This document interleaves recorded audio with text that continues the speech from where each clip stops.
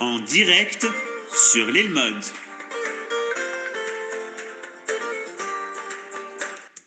Shalom à toutes et à tous, on est très content de se retrouver pour l'île Mode avec un cours de Rabbi Nachman Ackerman sur Kol Hator, toujours selon l'enseignement du Gaon de Vilna, la Torah d'Eretz Israël, la Torah du Mashiach, Mashiach ben Yosef, Mashiach ben David. Et dès à présent, je fais appel à vous pour la grande campagne de dons annuelle. L'île Mode fête ses 10 ans qu'on existe, qu'on est connecté à notre peuple, à notre terre, à notre Torah, qu'on essaye de diffuser ça un maximum à travers le monde. Je vois des gens ici qui sont à Jérusalem, qui sont dans tout Israël, en France, en Suisse, au Canada. On compte sur vous. Je vais vous embêter avec ça, mais c'est normal parce qu'on est obligé. Et donc voilà, donc pendant 2, 3 semaines, je ferai ces annonces et vous êtes invités bien sûr par WhatsApp à me poser des questions, comment on fait les dons. On pourra commencer à faire des dons à partir de mercredi. La campagne de dons, je rappelle, c'est du 30 mars au 1er avril. Bechavod Ravakarman.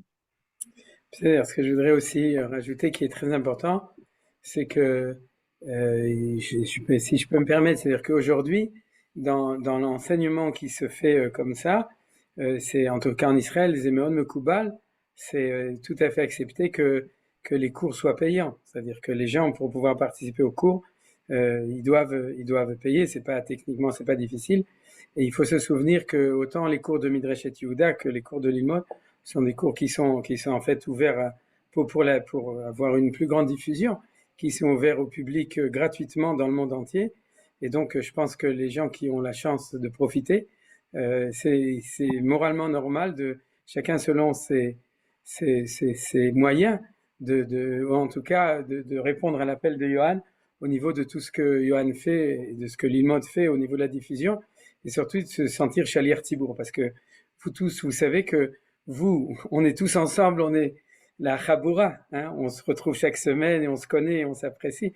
Mais il faut savoir que derrière nous, il y a énormément de gens dans le monde entier qui sont moins proches. Vous, comme je vous vois, on est tous une grande partie des anciens élèves de Manitou, des élèves de Manitou ou d'autres rabbinim, et on a la chance de se sentir proche de cet enseignement.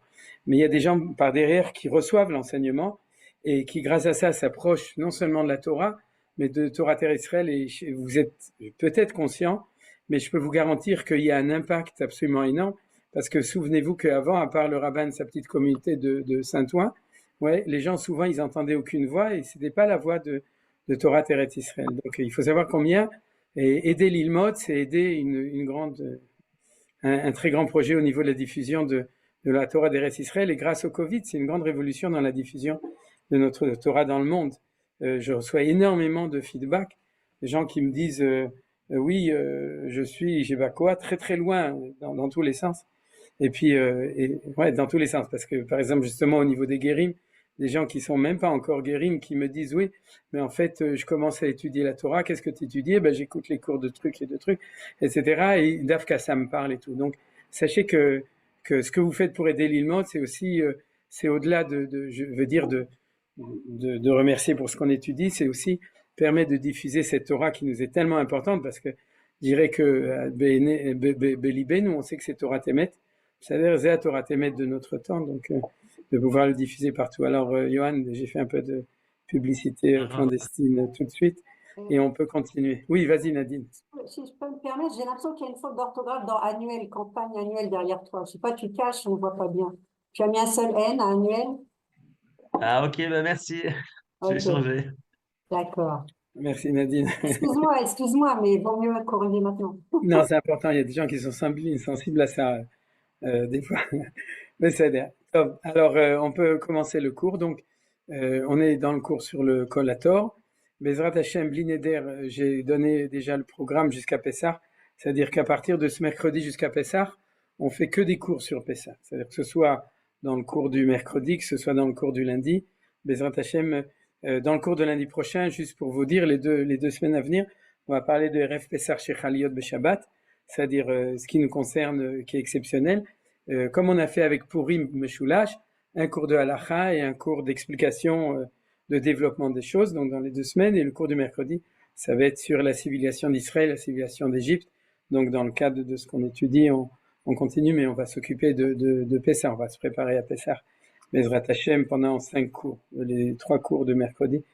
et du cours du lundi. Donc aujourd'hui, c'est le dernier cours avant Pessah de Collator et de manière générale d'autres choses. Et on va tout de suite commencer. Et dans notre étude, on va uniquement faire une toute petite remarque sur le cours de la semaine dernière, que j'ai dit BLP à la fin du cours, mais donc uniquement dans le cadre des questions, mais je vais le reprendre. Et ensuite, aujourd'hui, on va étudier un nouveau sujet on va terminer aujourd'hui. Et comme ça, on pourra prendre un petit peu de vacances sur le Collator et revenir après avec une nouvelle idée. Alors, le sujet dont on a parlé pendant les 2 derniers cours, c'est le fait que la Géoula arrive en son temps, mais avec accélération, dans le passouk Berita Achishena. Vous vous souvenez? C'est-à-dire c'était, en fin de compte, le fait qu'elle arrive à un certain temps, qu'elle arrive tout doucement, et puis plus le temps arrive, plus on a un mouvement ou intégratif ou exponentiel de l'accélération du temps en général, du progrès en général, et de la Géoula en particulier. Maintenant, dans cette difficulté qu'on avait vue du fait que ça avance pas aussi vite que qu'on voudrait. C'est-à-dire d'ailleurs maintenant, vous pouvez dire aussi, tout le monde sait que bientôt il va y avoir la construction du Beth Amikdash. Bientôt tous les Juifs vont revenir en Israël. Bientôt tous les Juifs vont faire tchouva. Bientôt le Mashiach va arriver.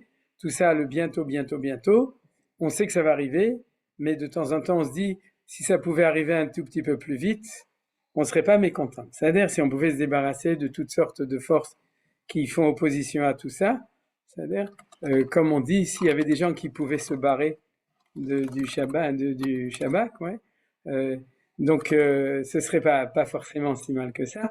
Donc, et tout ça, toutes ces choses-là, c'est, si vous voulez, un petit peu un questionnement. Ok, je sais que ça va arriver, mais si tu pouvais un petit peu accélérer les choses. Et puis de nouveau, ce qu'on a vu dans le Gras, c'est que bien que le Gras, c'est le Gaon de Vilna, qu'un Rabbi Eliyahu, c'est que bien que ça va de plus en plus, malgré tout, comme on dit, ça suit son cours. C'est-à-dire qu'il y a, comme c'est une Géoula naturelle, elle est obligée d'avancer selon le programme normal de toute chose qui se fait selon l'ordre naturel des choses. Ce qu'on dit, on ne peut pas sauter les étapes. D'accord? C'est-à-dire que c'est comme ça dans la vie. Tu ne peux pas sauter des étapes, et si tu sautes, ça risque d'être absolument néfaste, c'est très mauvais. On peut faire plus vite les étapes, mais on ne peut pas sauter des étapes. Donc, c'est ce qu'on appelle le secret de Ikveta de Meshicha. Vous vous souvenez? Les étapes, c'est les pas. En fait, c'est-à-dire qu'on est obligé, chaque stade, c'est ce qu'on appelle les talons du Messie. Mais les talons, c'est les étapes. Vous vous souvenez, on avait vu même la semaine dernière, qu'il y a, dans le concept kabbalistique, il y a 1000 étapes moins 1, c'est-à-dire 999 du temps du Mashiach ben Yosef. Et donc, dans ce concept-là, c'est-à-dire, il y a cette idée-là. Maintenant, ce qui est intéressant, c'est de remarquer qu'on peut se dire, et en Égypte, comment c'était. Alors aujourd'hui, on va voir, et au moment de Shivat Zion, de Ezra et Nehemia, comment c'était.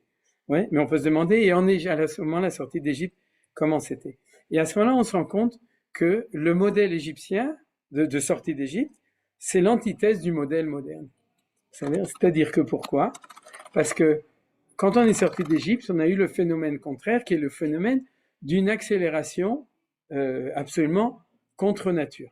Comment on le voit? C'est le fait que on a passé la mer Rouge, qu'on a eu à minuit, on a eu la Makat Bechorot, ouais, c'est-à-dire la phrase des premiers-nés, et en une seconde, on est passé de l'état d'esclave à l'état de liberté. C'est-à-dire, Vaï Bahatzi Halayla, vous vous souvenez, on a vu ça, la notion de Halayla, mais quand Dieu a coupé la nuit en deux, il a coupé la nuit et on est devenu libre à ce moment-là, au moment de minuit.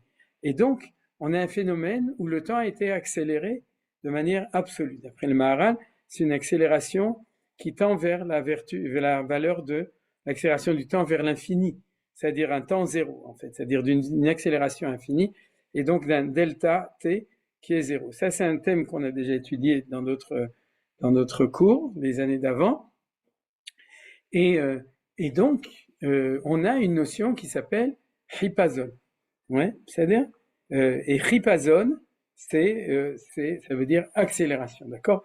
Regardez, bon là, ils ont marqué perdu, c'est du n'importe quoi, c'est-à-dire, car ce n'est pas avec une hâte, c'est-à-dire, c'est le mot chipazon que, c'est horrible parce que vous, c'est pas s'échapper, vous sortirez. Pourquoi? Parce que s'échapper, c'est comme si c'est de l'urgence. En sortirez, c'est sortir d'exil. Bien entendu, l'inconscience galoutique du traducteur qui a été fait au XIXe siècle fait qu'il se retrouve pratiquement à chaque verset. C'est-à-dire que pour lui, il fallait rester en France, et si on partait de France, c'est pas qu'on était liberté, c'est qu'on on devait s'enfuir. Ouais, parce qu'on était en situation de truc. C'est pas qu'on faisait tourner un lia, c'est qu'on s'enfusait de galop. Donc, pour revenir à l'idée, la sortie d'Égypte, c'est une sortie de chipazon, d'accélération. Et la sortie de la fin des temps, c'est une sortie qui est léat léat. Alors le Graal dit, mais où c'est marqué? C'est marqué dans ce verset d'Yeshayahu. Kilo bechipazon tetseu, et il parle de la Géoula future. C'est-à-dire, Yeshayahu, on parle de Yeshayahu, Uvemenusa lotelechun, d'accord? C'est-à-dire, ce ne sera pas de manière, de nouveau, et c'est pas dans une fuite, mais de manière. Il n'y a pas marqué fuite dans le verset. Ouais, de manière précipitée que vous partez. C'est-à-dire, puisque c'est pas un problème de fuite, ouais, c'est pas un problème de robinet. C'est-à-dire, c'est un problème c'est un problème beaucoup plus profond de savoir comment Hachem fait la Géoula. Est-ce qu'il fait la Géoula instantanée ou la Géoula lente? Alors, il y a marqué Kilo bechipazon tetseu. Or, quand Yeshayahu, donc Akadosh Baruch Hu utilise ce mot chipazon, il fait allusion à la sortie d'Égypte. Parce que vous vous souvenez que pourquoi on mange de la matzah? Vous vous souvenez? Ken Shivat Yamim Tochal Matzah Lechemoni Ki Bechipazon Yatzata Meretz Mitzrayim. C'est-à-dire que quand Yeshayahu nous dit Lo Bechipazon, il te dit Lo Kmo Beitziat Mitzrayim. Il fait directement allusion au fait, sache que quand la Géoula future va arriver, ce sera l'antithèse de l'accélération de la sortie d'Égypte, c'est-à-dire Lo Bechipazon.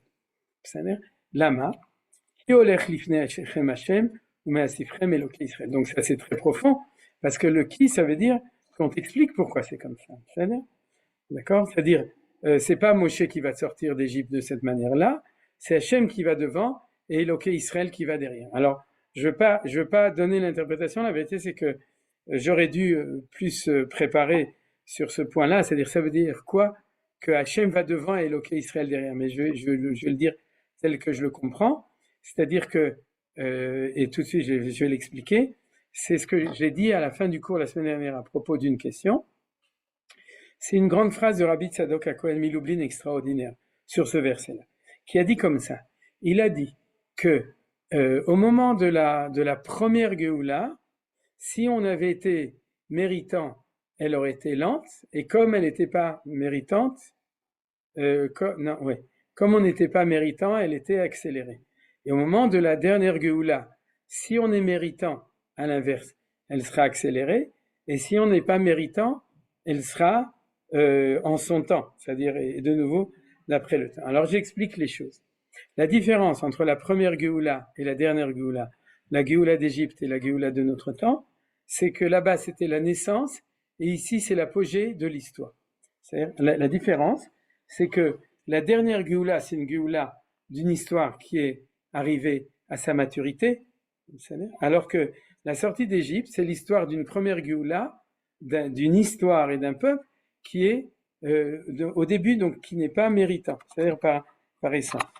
Donc, comme il n'est pas méritant, alors il n'a pas la possibilité de réaliser par son mérite, par sa valeur, la chose. Donc il faut qu'il y ait une Deus ex machina, c'est-à-dire une intervention divine absolue qui va nous sortir d'exil.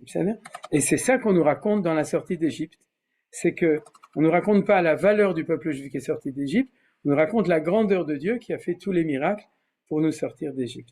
À partir du moment où c'est une libération qui est due à la grandeur de Hachem, c'est-à-dire, et pas du tout au mérite du peuple juif, pas du tout, il y a un tout petit minimum. C'est quoi? Par exemple, qu'on a demandé aux juifs de faire Brit Mila, de faire Korban Pessah, et puis on a eu besoin de Nachshon ben Aminadab qui saute à l'eau, et on a eu besoin de gens comme Moshe Rabbeinu et comme Aaron HaKohen qui ont quand même été là pour être le moteur. Mais comme disait Manitou, c'est-à-dire, combien de fois Moshe Rabbeinu apparaît dans la Haggadah? Annette? 0. Sauf là où il est marqué que Moshe Nehemar. Ouais, c'est-à-dire que Moshe Nehemar. C'est-à-dire, non, mais c'était donc une blague, parce qu'en fait, il apparaît pas du tout. Pourquoi? Parce que la Géoula, elle est due au mérite de Hakadosh Baruch. C'est-à-dire, Hashem Otzi Otanu, c'est Dieu qui nous a sortis, c'est lui qui a tout fait. C'est-à-dire, et ça, à partir du moment où c'est Dieu, Dieu n'est pas soumis au temps d'histoire, c'est-à-dire au délai d'histoire, et non seulement il n'est pas soumis, mais pour qu'on voit que c'est de Dieu, il faut que ce soit au-delà d'un processus naturel. Parce que si c'est un processus naturel, ouais, Dieu apparaît beaucoup moins. Vous êtes d'accord avec ça? C'est-à-dire que on va expliquer, non, c'est grâce à Herzl, c'est grâce à Ben Gurion, c'est grâce aux gens qui ont asséché les marais, etc. C'est grâce aux soldats, ce qui est tout à fait vrai, mais derrière, il y a Hachem. Seulement, pour qu'on voit, oui, Michamocha Bailem Hachem, ou Ven Kemaasecha, comment on dit, ou Midomelach Litcheten Ametim, ce qu'on dit dans la Tfilat Shacharit de Shabbat, mais c'est bon, c'est pas grave. C'est-à-dire que pour pouvoir être sûr qu'on voit Kadosh Baruch Hu, il faut qu'il agisse de cette manière-là. C'est-à-dire le miracle, c'est quelque chose qui est extratemporel, qui est au-delà du temps, et c'est pour ça qu'un processus historique qui est fait par un Kadosh Baruch Hu, c'est un processus qui aura comme caractère au niveau du temps qui s'appelle le Chipazon. C'est-à-dire le Chipazon, c'est l'accélération. Et c'est comme ça que le Maharal va expliquer que c'est la raison pour laquelle on doit manger de la matzah. C'est-à-dire on mange la matzah le soir de Pessah, parce que la matzah, c'est le pain de quoi? Le pain de l'accélération. Vous savez qu'il faut le faire à toute allure. Ouais, il faut que ce soit moins que 18 minutes, etc. Et que aussi ils l'ont fait en vitesse parce qu'ils n'ont pas eu le temps la pâte n'a pas eu le temps de monter, etc. C'est-à-dire que d'après le Maharal, le fait de manger de la matzah à Pessah, c'est de manger un aliment qui nous représente le fait que le processus de Géoula, de sortie d'Égypte, était un processus qui était dans un temps d'accélération. Et quand, au-delà de ça, on le dit, on comprend que c'est un temps où, d'un côté, Hachem s'est révélé dans toute sa grandeur, et de l'autre côté, ça, on ne va pas le dire. C'est-à-dire, nous, on s'est révélé, on ne s'est pas révélé, on était là où est un bébé. C'est-à-dire, on était avec des couches, ce qu'on appelle le même tête charetouma. Vous vous souvenez qu'on était aux 49 portes de l'impureté. Ça veut dire quoi? Ça veut dire qu'à part râler, on ne savait rien faire. Vous vous souvenez dans le désert? C'est-à-dire, je râle pour vous. Et c'est pour ça qu'on nous a donné la Torah orale. C'est-à-dire, c'est pour les râleurs. Et donc, ça veut dire quoi? C'est l'infantilité. Donc, dans la sortie d'Égypte, il n'y a pas de faute dedans. Parce que tu ne peux pas demander à un bébé quand il vient de naître d'être un adulte. Il n'y a pas de faute, c'est un début d'histoire. Mais alors du coup, c'est ça qui est intéressant, c'est que Yeshayahu, le prophète, va nous promettre que si la Géoula réussit à la fin des temps, elle est obligée d'être lo bechipazon velo bemenoussa. Vous comprenez que ce n'est pas un problème de s'enfuir de l'exil parce que les goïms nous mettent dehors. C'est un problème de comprendre l'ordre de la Géoula. C'est-à-dire, c'est dur à vivre la lenteur de la Géoula. On est tous d'accord. C'est-à-dire, d'un autre côté, c'est un grand kavod que Dieu nous fait de faire la Géoula dans la lenteur. Pourquoi? Parce que la lenteur, quand tu le comprends par step by step, pas à pas, donc sans sauter d'étape, ça veut dire qu'il nous donne à nous l'occasion de construire la Géoula de par nous-mêmes. Ouais, je vous ai donné cet exemple. C'est-à-dire les parents qui sont avec leurs enfants et qui disent le train, il est dans 1 heure, il faut sortir pour aller à la gare des Lions, d'accord, pour prendre les trains, pour partir en vacances. Et puis il y a Moïchelet qui est assis au milieu du salon en train de jouer au Lego et son père dit Moïchelet, il faut que tu mettes tes chaussures et que tu te prépares parce que bientôt on va sortir. Et puis à un moment, quand ça marche pas, il se reçoit une claque, son père il le prend comme ça et descend Moïchelet pour pouvoir entrer, pour pouvoir partir, c'est-à-dire pour pouvoir partir. Ça, c'est normal quand Moïchelet est infantile, c'est-à-dire c'est la notion du chipazon, c'est-à-dire on te prend et on te sort comme ça, par la puissance qui est en haut, Akadosh Baruch Hu, Moshe Rabbeinu qui lui donne un coup de main, etc. Mais si jamais tu es adulte, alors tu es là pour toi-même t'organiser pour le faire. À ce moment-là, ça se fera selon le Seder Ateva, et c'est ça qui est marqué ici. Seder. Donc ça, c'est l'enseignement qui va nous lier, l'enseignement du Gaon de Vilna, avec l'expérience de la sortie d'Égypte, pour comprendre que c'est d'ailleurs ça qui donne la difficulté au monde Haredi de voir dans le sionisme la présence de Hakadosh Baruch Hu. Vous savez, on a demandé une fois, le Radbaz, il a demandé à Rav Kook, pourquoi tu es sioniste? Qu'est-ce qu'il a répondu? Vous connaissez la réponse du Rav Kook? Le Radbaz, qui était anti-sioniste, il lui a dit, mais pourquoi Rav Kook, alors que tu es un si beau Shtraimel, pourquoi est-ce que tu es sioniste? Alors Bruno, qu'est-ce qu'il a répondu? Vas-y, tu peux ouvrir ton micro, je crois que c'est bien. Et je crois qu'il lui a dit parce que Dieu est sioniste. Voilà. Il lui a répondu, je suis sioniste parce que Dieu est sioniste. C'est-à-dire, ça veut dire que Hachem, lui, il sait comment on fait les choses. Et moi, mon rôle, c'est pas de décider à sa place, mais d'être capable de comprendre pourquoi est-ce qu'il décide de faire les choses de cette manière-là. C'est-à-dire, et ce qui va donc créer cette difficulté, c'est ouais, mais les sionistes, ils sont pas religieux, et puis ils sont trucs, ils sont machins, ils parlent pas au nom de la Torah, ils font pas les choses. Ça veut dire quoi? Les sionistes, il n'y a pas plus rationnel qu'un sioniste. C'est-à-dire, normalement, je parle des meilleurs d'eux. C'est-à-dire que quand ils ont décidé de monter l'État d'Israël, ils ont décidé de le créer selon l'ordre naturel, step by step, le plus vite possible, le plus facilement possible, mais selon le rationnel des choses. Donc, eux, ils savaient qu'il ne fallait pas attendre que Dieu nous sorte de Galoute sur des ailes d'aigle, il fallait faire Elal pour remplacer les ailes d'aigle, et puis il fallait aussi, etc., etc. Donc, en fait, Akadosh Baruch Hu est sioniste, parce que les sionistes, c'est-à-dire, ils font la Géoula selon la notion du non-Chipazon, et de ce point de vue-là, c'est quelque chose de très grand. Ça veut dire que la grandeur, c'est que le non-Chipazon, c'est le fait que Hachem donne au peuple juif la responsabilité de faire les choses, et donc il se conduit vis-à-vis de nous comme avec des gens adultes qui sont responsables. Voilà, ça c'est ce qu'on a vu ici. Alors, comment est-ce qu'on pourrait expliquer la fin du Passouk? Vous inquiétez pas, si ça se passe lentement, c'est pas parce que vous êtes livré à vous-même et que Dieu il est pas là parce qu'il fait pas des miracles comme au moment de la sortie d'Égypte. C'est parce que lui, c'est votre leader qui va devant vous.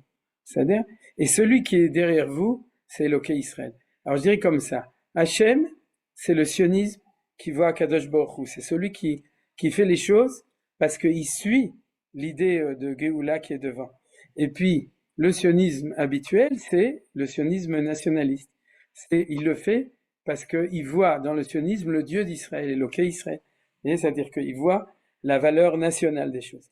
Alors la question, c'est est-ce que tu es poussé par derrière ou est-ce que tu suis par devant? Mais en tout cas, ce qui est sûr, c'est qu'il y a les deux. Il y a Olech Lifnechem Hashem, Oumé Sifrem, et il vous rassemble par derrière, Eloké Israël. Ça vous rappelle sûrement l'enseignement du Rav Kook sur les trois chauffards, le grand chauffard, le chauffard moyen et le petit chauffard, d'accord? Il y a ceux qui voient Hachem qui va devant eux, c'est le grand chauffard. Il y a ceux qui vont parce qu'ils y vont, parce qu'il y a plus de boucherie cachère en Israël ou parce il y a une belle plage à Netanya, c'est qu'ils y vont. Et puis il y a ceux que Eloké Israël, il est là derrière pour les pousser pour y arriver. Et en tout cas, tout ça c'est un petit peu marqué dans le Passouk selon cette interprétation. Alors si vous n'avez pas de questions, on passe au sujet suivant. Il y avait Seder, on peut y aller? Ok, d'accord. Donc le sujet... Ouais, d'accord. Oui, bien sûr, mais plus fort, parce que j'entends pas très bien. Quand Yeshayahu, il dit « Me'asfechem Eloké Israël », Eloké Israël, c'est la Midatadin, B'etzem. Ceux qui seront en retard, il va les ramener, mais ce sera B'midatadin, ce sera Hachem, Ouais, c'est aussi une bonne interprétation, ce que tu dis, sauf que c'est plus dangereux comme interprétation. Ouais, parce que tu élèves la Midatadin. Ouais, alors que tu t'appelles Nadine, Nachon. Alors donc, c'est mais en tout cas, tu peux l'interpréter comme ça. Mais disons que de manière générale, s'il y avait marqué Keolech lifnei Hashem ou me'asefrem Elokim, ouais, alors tu aurais eu raison. Comme a marqué Eloké Israël, chaque fois qu'il y a marqué Eloké Israël, c'est pas Midat Adin, c'est Midat Amalchut. C'est-à-dire, c'est le fait que un État, il doit être structuré. C'est-à-dire, et c'est quand on parle pas de rigueur de justice, on parle de structure de Am Israël. Par exemple, dans le Zimoun, il y a marqué, où il y a plein d'endroits dans la Torah où il y a marqué, quand tu vois Eloké Israël, Vero et Elokei Israël, Betachad Raglav Kemease Livnat Sapir. Il y a énormément de psukim où on voit cette expression Elokei Israël, ou au moment de Brit, justement au même endroit, c'est pas exactement la même chose que Elohim, c'est toujours dans la notion clalique de Gvura. C'est-à-dire, donc, même si tu as raison, je préfère l'autre interprétation. Naomi, tu voulais dire quelque chose Oui, aussi?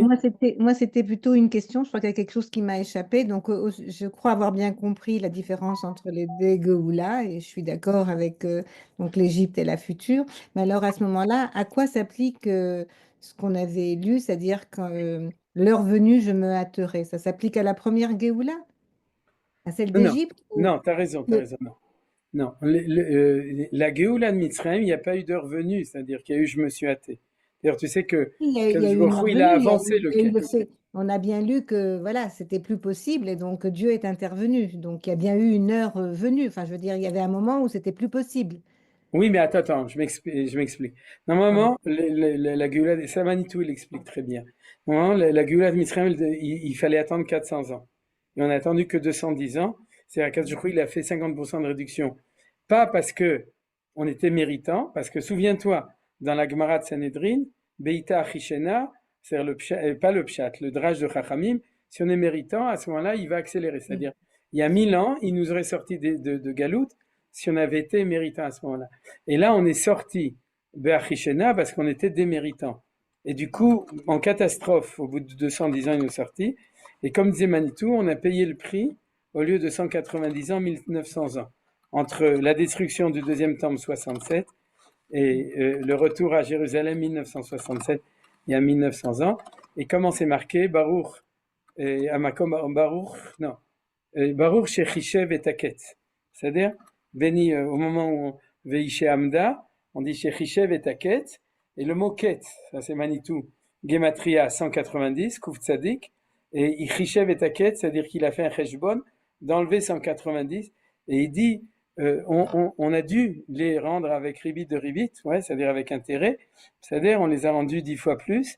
C'est que 190 ans qui nous a fait de réduction à cette époque. C'est-à-dire, si on avait pu, alors on serait resté 400 ans, et là, à ce moment-là, la Géoula, on avait fait, elle était Keilou Beïta. Ok, ça aurait été comme ça. Alors, de nouveau, pour dire quoi? Pour dire que notre Géoula, son caractère non, la Géoula de Mitzrayim, son caractère essentiel, c'est le Chipazon, le Achishena, d'accord? À 100%, à 98%. Comme je vous ai dit, il y a 2 ou 3 petites choses qui sont Bebeïta.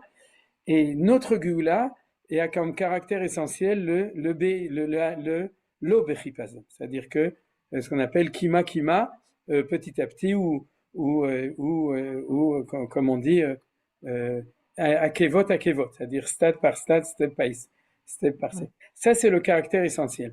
Maintenant, le chidouche, qu'on a vu la semaine dernière, c'est que tu peux avoir un step comme ça, le suivant comme ça, le suivant comme ça, le suivant comme ça. C'est ce qui est en train d'arriver. C'est-à-dire que, comme on disait, avant, pour remplacer ton ordinateur, il fallait attendre 30 ans. Après, il a fallu 10 ans. Après 5 ans, ou prends avec ton portable. Maintenant, tous les 2 ans, tu as une révolution. Maintenant, tu as le AI. Ensuite, on ne sait pas ce qu'il y aura. C'est-à-dire qu'on voit que les choses, ils vont de plus en plus vite, mais ils vont quand même step by step. C'est ça qui est important. D'accord, ok. Je crois que je t'ai bien répondu, j'espère en tout cas. Alors, on continue. Prise de position, donc on est dans un nouveau chapitre du Gaon de Vilna qui nous explique encore une des dimensions de la Géoula vue du côté de Mashiach ben Yosef.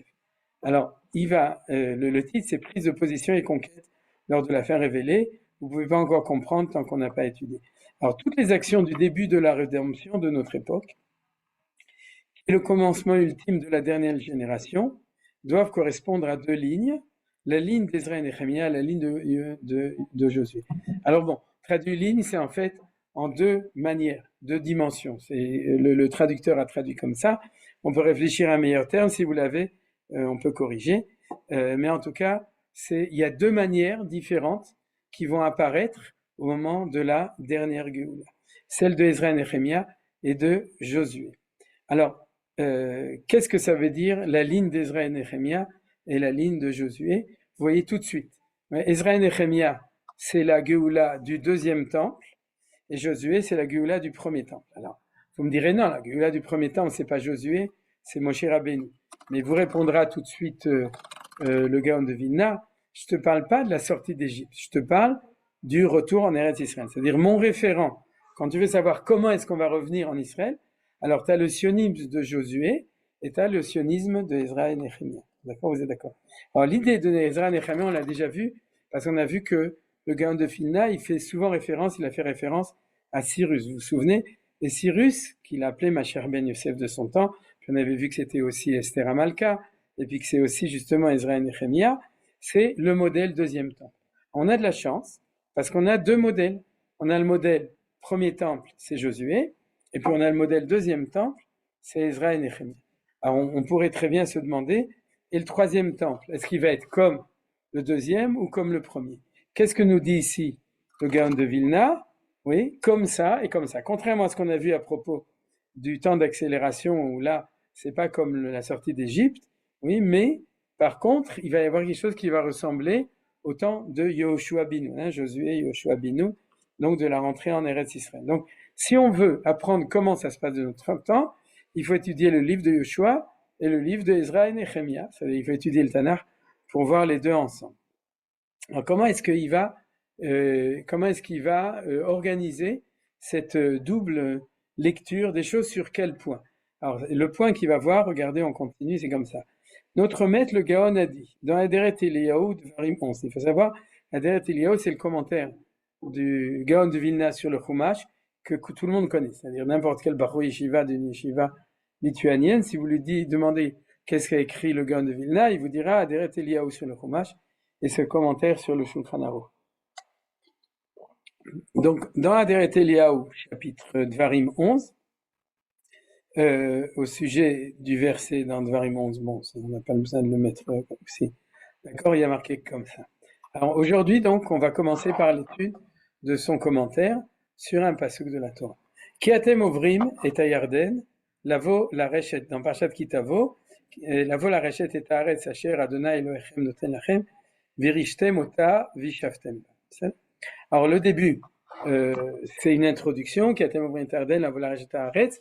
Et après ça, après Hachem Notem, vous avez deux points. Vous avez une injonction, une mitzvah, c'est-à-dire Virishtem ota vishaftem ba. Ça veut dire quoi? Virishtem ota, ça vient du mot Yerusha, c'est-à-dire vous avez l'hérité, non. Le mot Virishtem, il a deux sens. Premier, héritage des pères, et c'est vrai fondamentalement, puisque le mérite d'Eretz Israël, c'est le mérite d'Abraham, Yitzhak et Yaakov. Donc il y a toujours un côté Yerushat Avot, mais dans les textes essentiels du livre de Dvarim, quand il y a marqué Virishtem ota, la Reshet et Haaretz, ça veut dire la conquérir par la force. C'est-à-dire, et dans le Targum, pas à cet endroit-là, mais dans d'autres endroits, il traduit le Garesh. C'est-à-dire que si tu veux conquérir le pays, il faut comment on dit le Garesh? Expulsé. Voilà, expulser nos ennemis qui se trouvent là-bas. C'est-à-dire, on veut leur dire, vous voulez partir, il n'y a pas de problème, on vous donne l'occasion de prendre un trempe et de partir. C'est-à-dire, l'histoire tramping. Et donc, ça, c'est, mais en premier sens, la reshet et haaretz, ça veut dire la conquérir par la force, par la guerre. Et ensuite, donc, la Torah nous dit Virishtem ota vishaftem ba. C'est-à-dire vous devez vous battre pour la conquérir, et ensuite vous devez vous installer. Maintenant, qu'est-ce qu'il y a d'intéressant? C'est que au niveau de la syntaxe, c'est marqué comme deux choses à faire. C'est-à-dire, conquérissez-la, et ensuite installez-vous l'un après l'autre. Mais nos Chachamim, au deuxième niveau, ils se sont posé une question intéressante. C'est que, qui est la cause et qui est la conséquence? Est-ce que c'est la Yerusha qui va faire la Yeshiva ou la Yeshiva qui va faire la Yerusha? C'est-à-dire, alors, naturellement, comme on est éduqué avec la Marseillaise, qu'un sang impur abreuve nos sillons, c'est-à-dire, donc on a l'habitude de considérer que pour conquérir un pays, il faut faire la guerre, et une fois que tu as fait la guerre et que tu as conquis, alors tu peux t'installer dedans. C'est-à-dire, ça c'est la lecture d'ailleurs qui va dans le sens du verset. Vous voyez, Virishtem ota vishaftem ba. Or, il s'avère qu'il y a là-dessus deux interprétations, une du Sifri et une de la Gemara dans Kiddushin. C'est-à-dire deux opinions différentes. Dans le Sifri, il y a marqué comme ça, quand il a vu le pasouk, sur ce pasouk qui dit c'est par le mérite de la conquête de la terre que vous pourrez y demeurer. C'est-à-dire que comment il lit le passouk, il dit Bisrout shetirshua tishvuba. Vous avez compris en hébreu. C'est-à-dire, donc il lit le passouk selon l'ordre du passouk. C'est-à-dire, c'est normal. Si tu veux réussir à pouvoir construire ta maison, t'installer tranquillement, il faut que tu n'aies pas peur de faire la guerre contre les gens qui sont déjà là-bas pour pouvoir conquérir la terre et pour pouvoir t'installer. C'est-à-dire le Sifri, qui est un midrash de l'époque des Tanaïm, donc de l'époque du deuxième temple en gros, d'Eretz Israël, il lit le passouk de manière normale, on pourrait dire guerrière, c'est-à-dire si tu veux t'installer quelque part, il faut d'abord que tu n'aies pas peur de vider les habitants, de les conquérir, de les expulser, c'est-à-dire de faire ce qu'il faut pour pouvoir t'installer. Ça, c'est la lecture du Sifri. Et par contre, la lecture de la Gemara, c'est-à-dire en fait, c'est quand même aussi Rabbi Ishmael, c'est un Tana, c'est-à-dire, et un autre Tana, dans la Gemara de Kiddushin, page 26, folio, elle dit comme ça. Et comment pourrez-vous la conquérir?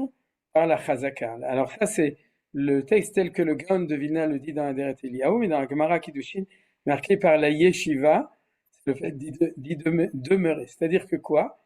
Il lit le pasouk comme un envers soi, il le lit à l'envers. C'est-à-dire, il dit comme ça, Bisrout sheteshvuba virishtemota. C'est-à-dire, grâce au fait que vous allez vous installer, vous pourrez la conquérir. Ouais. Est-ce que c'est logique, ce genre de choses? Nicole dit que c'est pas logique. Non, ça peut être logique. C'est-à-dire, si tu veux devenir propriétaire du pays, tu vas faire Dunam Po, Dunam Sham. C'est-à-dire, tu vas construire le Keren Kayemet l'Israël, le Keren Hayesod, tu vas mettre des petits troncs bleus et blancs dans toutes les maisons de tous les Juifs, et tu vas prendre l'argent et tu vas acheter Mek Israël, Tel Aviv, Sheikh Mounis, le Negev, etc. Et puis tu vas amener des colons, tu vas les installer là-bas, et puis c'est comme ça qu'on pourra conquérir la terre. C'est-à-dire que vous voyez que c'est très profond. Est-ce que c'est la conquête militaire qui va nous permettre de s'installer, ou c'est l'installation qui va nous permettre en fin de compte, de prendre possession véritablement? Alors, c'est ça le titre. Prise de possession et conquête lors de la fin révélée. Vous comprenez, prise de possession dans le sens que tu fais ça de manière pacifique, c'est-à-dire tu achètes un petit terrain, tu t'installes dessus, encore un, etc. Et tout. Ou bien est-ce que tu as une solution militaire politique de conquérir et grâce à ça, ensuite tu vas pouvoir dire. Alors, ça c'est une mahloket entre le Sifri et la Gemara. C'est une discussion sur le pasouk. C'est-à-dire, est-ce que tu dois lire le pasouk du début jusqu'à la fin ou de la fin jusqu'au début? Et qu'est-ce que va nous dire le Gaon de Vilna dans un Deret Eliyahu? Il va nous dire Elu ve'elu divrei Elokim Chaim. C'est-à-dire que lui a raison et lui a raison. Parce que les Chachamim, quand ils ont vu ça, c'est qu'ils ont vu dans le pasouk la vérité, la réalité. Ils n'ont pas extrait du pasouk, ils ont su lire le pasouk de la manière comme ça. Alors, qu'est-ce qu'il va nous dire? On va continuer dans le Gaon de Vilna. Il va dire comme ça. Il va dire la Chazaka, ouais. Ah, attendez, avant ça. Non, ça commence ici. Alors pour ça, il va utiliser un mot qui s'appelle le mot Chazaka. Vous connaissez ce mot Chazaka? C'est-à-dire, il va dire que ce mot a deux lectures possibles. Ouais, c'est-à-dire le problème est de savoir s'il y a un Hataf Patach ou un Kamatz Katan sous le Het. Het Zain Kuf Ei, ouais, peut se lire Chazaka ou Hoska. Ouais. Chazaka, c'est prise de position par le fait que tu travailles la terre ou que tu construis une maison. C'est-à-dire, par exemple, c'est la halakha, c'est d'ailleurs c'est ce dont parle la Gemara justement dans Kiddushin à cet endroit, mais aussi Baba Batra et plein d'autres sources dans la Torah, à Karkani, c'est-à-dire les biens immobiliers, s'acquiert par Beshosha Drachim, de trois manières, Bekesef, Beshtar, Uve, Chazaka. Les gens qui voient le lien avec la première Mishnah de Kiddushin, ils ont tout à fait raison, mais en tout cas, il y a trois manières d'acquérir un bien immobilier, Kesef, ouais, les Felus, d'accord, Shtar, c'est un contrat légal, et Hazaka. C'est quoi Hazaka? C'est que dans la mesure où tu es légitime, c'est-à-dire que ça t'appartient, il y a une troisième manière de prendre possession, c'est de prendre possession. C'est-à-dire même s'il n'y a pas de contrat, et même s'il n'y a pas d'argent, mais qu'il y a des témoins qui témoignent qu'il y a eu, par exemple, une terre qui était donnée en cadeau, il peut ne pas y avoir de contrat, il n'y a en tout cas pas d'argent, mais si tu rentres, que tu fermes, ou bien que tu laboures, ou que tu sèmes, ou que tu construis quelque chose, ça s'appelle prise de possession, ça s'appelle hazaka. Et donc, c'est une des manières d'acquérir un terrain.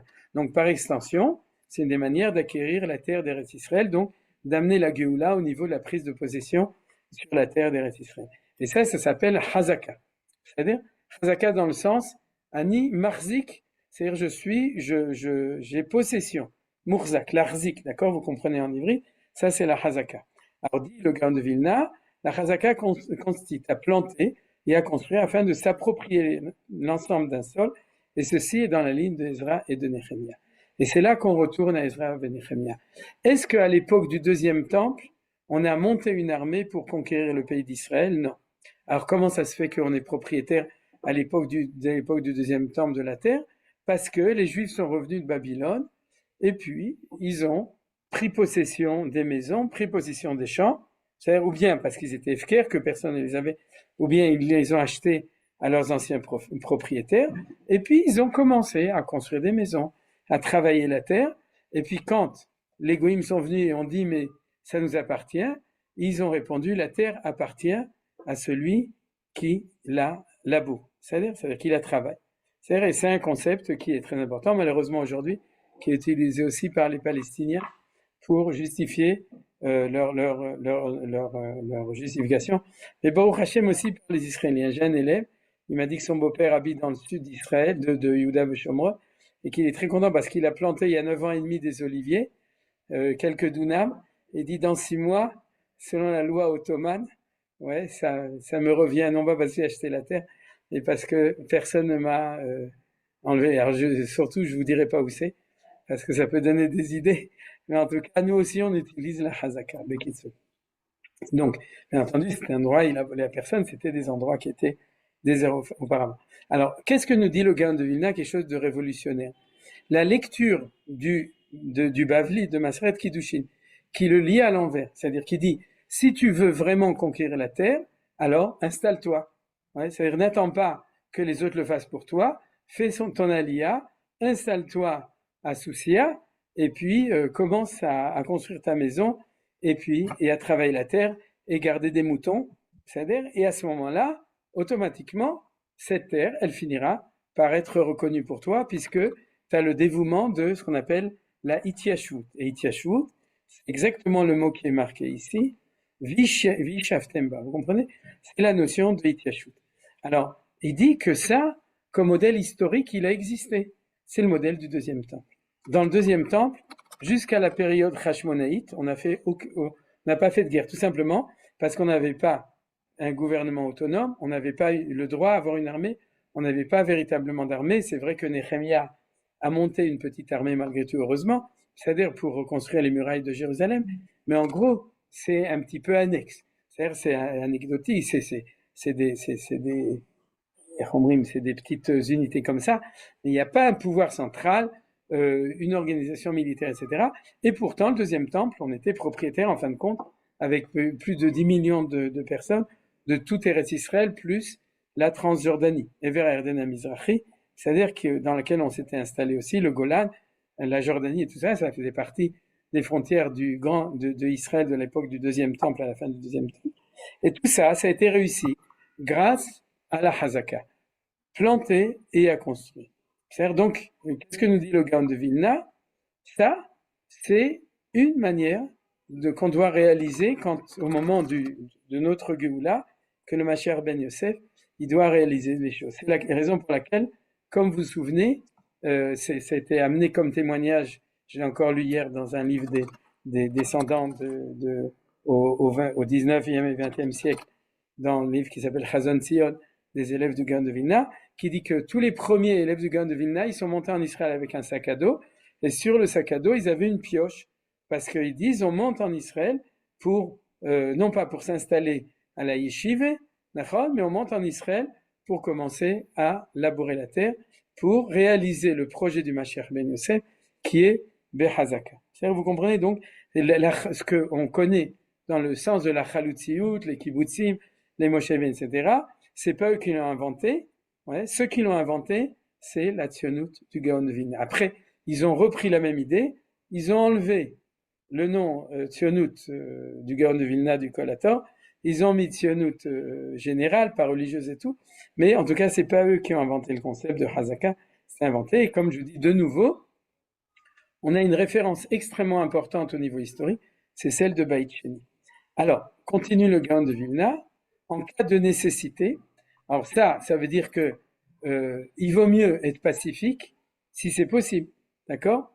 Si on peut faire les choses de manière pacifique, on le fait. En cas de nécessité, c'est-à-dire que s'il faut, parce que Hachem le pense, ou parce que les Arabes le pensent, ou parce que nous on le pense, cela pourra se faire par la force Choska. Donc vous avez compris, le même mot, celui comme ça, ou celui comme ça dépend. Ce qui ressort de la ligne de Yehoshua Binu. Maintenant vous avez compris. C'est-à-dire que, je vous rappelle, le Beit Rishon, c'est-à-dire que l'État juif de la Bible de l'époque de Yehoshua Binu, c'est-à-dire là-bas, ça n'existe pas ce concept.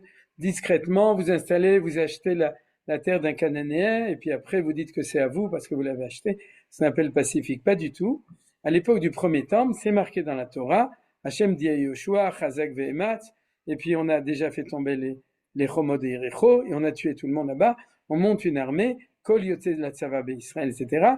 Et c'est d'ailleurs la raison pour laquelle les explorateurs n'ont pas voulu rentrer, parce qu'ils avaient peur d'être des soldats pour se battre, pour conquérir le pays. Ils étaient pardanim, et donc, du coup, ils sont restés dans le désert. Mais la condition sine qua non de la génération de Yehoshua Binu, Yehoshua Binu, qui est le dirigeant, c'est un chef militaire, vous le savez. Et l'établissement en Israël s'est fait par la conquête militaire, par la guerre, comme on peut le lire dans tous les livres de Yoshua, Shoftim, Shmuel, Melachim Aleph. C'est-à-dire que jusqu'à Shlomo HaMelech, tout se fait par la conquête, y compris encore à l'époque de David HaMelech. Alors ça veut dire quoi? Ça veut dire que le caractère du premier temple, c'est un caractère de Hoska, et la lecture du Passouk, c'est Virishtem ota, donc Vishaftem ba. Là où tu auras conquis, tu t'installeras, c'est-à-dire, et si tu conquis pas, alors tu t'installeras pas, et c'est marqué dans la Torah, Vaya et Asher lo tichbeshu, vayu litzinim zirem, sikim beinechem. C'est-à-dire que si vous conquérissez pas, et que vous mettez pas les ennemis dehors, à ce moment-là, ils seront des mechablim, des terroristes à l'intérieur de votre territoire, et des opposants dans les peuples qui sont tout autour. C'est-à-dire, toute ressemblance avec absolument fortuite, bien entendu. Et donc, l'esprit de Beit Rishon, c'est un esprit de Hoska, un esprit conquérant. Donc, c'est ce qu'il appelle la ligne de Yehoshua Binu. Et ce qu'il appelle la ligne de Ezra ben Nechemia, vous avez compris, c'est la ligne de la conquête par la prise de position. Alors, quel est le chidouche de Gaon de Vilna? C'est que il n'a pas pensé qu'au troisième temple, ce serait comme le premier ou comme le deuxième, mais il a considéré que les deux enseignements de la Gemara sont tous les deux vrais. C'est-à-dire que pour le troisième temple, c'est-à-dire pour de notre temps, on est obligé de faire les deux choses. C'est-à-dire, si on veut faire que l'une des deux, on réussira pas, et si on veut faire que l'autre, on ne réussira pas, il faut se préparer aux deux. Vous avez compris cette idée magnifique de Gaon de Vilna. Alors, vous savez, c'est une mahloket au niveau du sionisme moderne, entre deux Gdolé Israël du sionisme moderne. Est-ce que vous savez, au 19e siècle, c'était une mahloket entre qui et qui? Question intéressante. Je ne parle pas de Rabbanim, je parle des fondateurs du sionisme. Jabotinsky. Non, peut-être Jabotinsky, je ne suis pas sûr. Mais en gros, Begadol, c'est mahloket entre le baron, comment il s'appelle, le baron de Rothschild et entre Herzl. C'est-à-dire que comme ça, c'était vraiment la discussion. C'est-à-dire que je vais l'expliquer. C'était un problème de stratégie. C'est-à-dire que Herzl et le baron de Rothschild étaient contemporains, et les deux étaient d'accord pour une chose, c'est que tout le territoire d'Eretz Israël, il fallait se débrouiller pour qu'ils reviennent et qu'on prenne possession, qu'on guérisse pour que ça devienne le futur État d'Israël. Le baron de Rothschild, il avait la chita de Ezra et Nehemia et de Chazaka. C'est-à-dire que pour lui, il fallait faire des settlements. L'action ne devait pas être au niveau politique, mais au niveau réel. C'est lui qui, comme politique, a décidé qu'il subventionnait l'installation de toutes les premiers yishuvim, vous savez, les premiers, Nestiona, truc, machin, bidule, Yesod HaMa'ala, comme vous connaissez. C'est-à-dire que, et sa politique, c'était la politique d'Israël. Ils étaient en discussion. Ils disaient, la frontière passera là où il y aura des yishuvim. Et ça faisait partie de l'idéologie du sionisme. Et en effet, c'est vrai qu'en 1948, la frontière est passée, en gros, à part Kfar Etzion, c'est-à-dire le Gush Etzion, et encore peut-être un endroit ou deux, à Tarot, c'est-à-dire au nord, etc., mais, ou bien le Yishuv Yehudi dans la vieille ville. Mais en gros, c'est vrai que la frontière de l'État d'Israël a été fixée en fonction de là où il y avait des Juifs qui s'étaient installés. Donc, la chita du baron de Rothschild s'est révélée comme une chita efficace et réelle. Et qu'est-ce que disait Herzl? On n'a pas le temps, ça va nous prendre des milliards d'années jusqu'à ce qu'on s'installe dans tout le pays d'Israël. La vraie solution, ça doit être une solution au niveau, pas du micro, mais du macro, c'est-à-dire au niveau général. Alors, il parlait de politique, c'est vrai qu'il ne parlait pas de conquête, mais il faut comprendre que dans le mot virishte mota, ça veut dire la conquérir, mais tu peux la conquérir par un accord international, par l'acception du Kaiser, ou bien par un vote à la Société des Nations, etc.